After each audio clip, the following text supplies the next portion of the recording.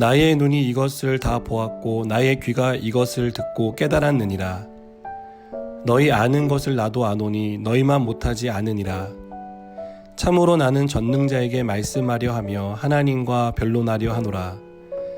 너희는 거짓말을 지어내는 자요 다 쓸모없는 의원이니라. 너희가 참으로 잠잠하면 그것이 너희의 지혜일 것이니라. 너희는 나의 변론을 들으며 내 입술의 변명을 들어보라. 너희가 하나님을 위하여 불의를 말하려느냐 그를 위하여 속임을 말하려느냐. 너희가 하나님의 낯을 따르려느냐 그를 위하여 변론하려느냐. 하나님이 너희를 감찰하시면 좋겠느냐 너희가 사람을 속임같이 그를 속이려느냐. 만일 너희가 몰래 낯을 따를진대 그가 반드시 책망하시리니 그의 종기가 너희를 두렵게 하지 않겠으며 그의 두려움이 너희 위에 임하지 않겠느냐. 너희의 격언은 재 같은 속담이요 너희가 방어하는 것은 토성이니라. 너희는 잠잠하고 나를 버려두어 말하게 하라. 무슨 일이 닥치든지 내가 당하리라. 내가 어찌하여 내 살을 내 이로 물고 내 생명을 내 손에 두겠느냐. 그가 나를 죽이시리니 내가 희망이 없노라. 그러나 그의 앞에서 내 행위를 아뢰리라. 경건하지 않은 자는 그 앞에 이르지 못하나니 이것이 나의 구원이 되리라. 너희들은 내 말을 분명히 들으라. 내가 너희 귀에 알려줄 것이 있느니라. 보라, 내가 내 사정을 진술하였거니와 내가 정의롭다함을 얻을 줄 아노라. 나와 변론할 자가 누구이랴. 그러면 내가 잠잠하고 기운이 끊어지리라. 아멘. 너무 당연한 말 같겠지만 잘못된 진단을 하게 되면 잘못된 처방을 내리게 됩니다.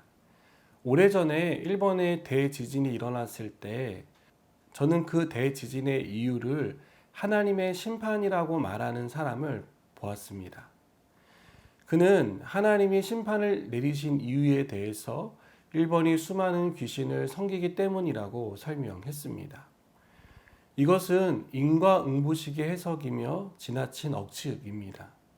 만일 하나님께서 일본이 수많은 귀신을 섬겨서 대지진을 일으키셨다면 미국이나 영국같이 기독교 국가를 자처하는 나라에서 일어나는 자연재해에 대해서는 어떻게 이해해야 할까요?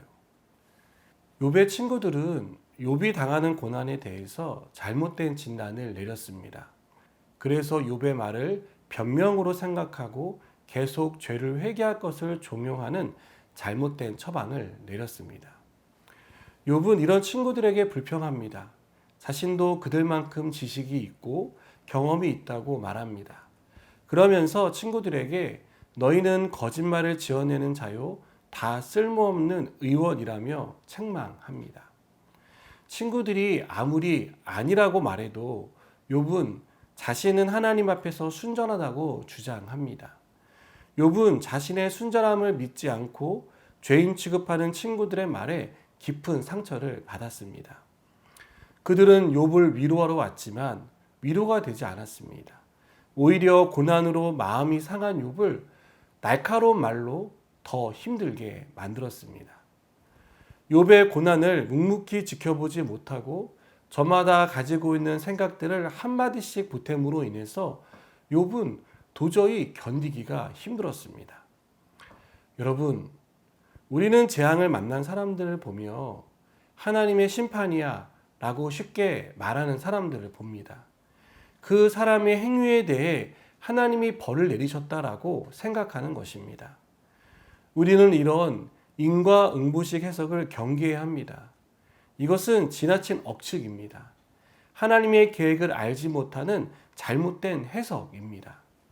우리가 만일 인과응보식 사고를 가지고 있다면 모든 재앙은 하나님의 심판이라는 잘못된 해석으로 귀결될 수밖에 없습니다.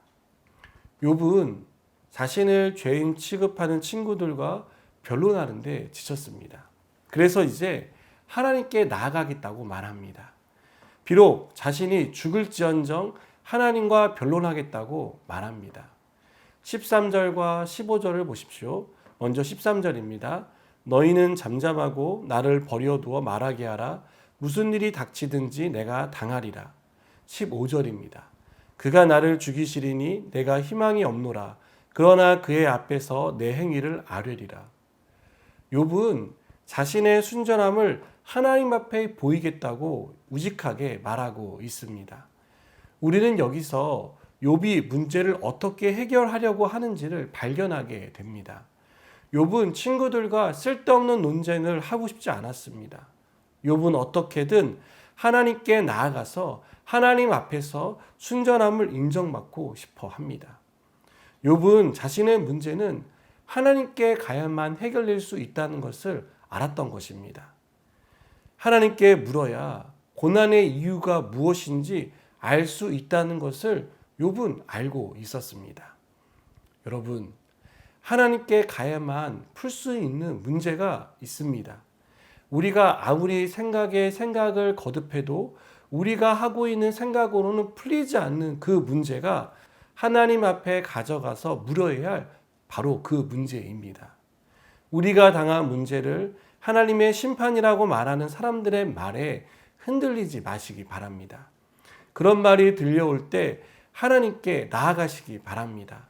그곳에서 우리를 향한 하나님의 뜻이 무엇인지를, 또 고난을 통해 우리에게 깨닫게 하시려는 것이 무엇인지를 하나님께 묻고 하나님이 주시는 말씀을 우리가 받는 은혜가 있기를 원합니다. 여러분, 하나님은 우리를 사랑으로 인도해 주십니다. 하나님의 사랑 안에서 이 문제들을 선하게 풀어주실 것입니다. 이 사실을 기억하고 하나님께 주저없이 나아가는 저 여러분 되기를 축복합니다. 기도하시겠습니다. 하나님, 우리에게 임한 재앙에 대해서 하나님이 어떠한 뜻을 가지고 계신지를 묻게 하시고, 또 하나님 앞에 나아가서 이 문제들이 풀어지는 역사가 일어나게 하여 주시옵소서. 예수님의 이름으로 기도드립니다. 아멘.